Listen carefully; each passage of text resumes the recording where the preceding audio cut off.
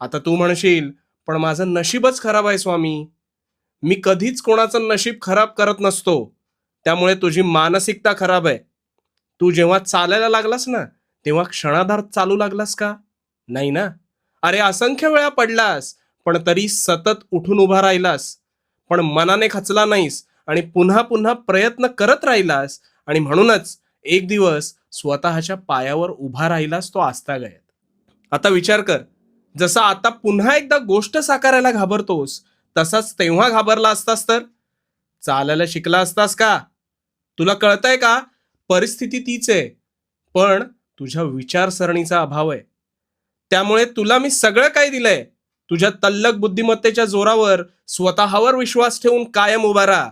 पडशील, पण नक्की सावरशील. कारण कारण भिवू नकोस. भिवू नकोस, मी तुझ्या पाठीशी आहे. भिवू नको.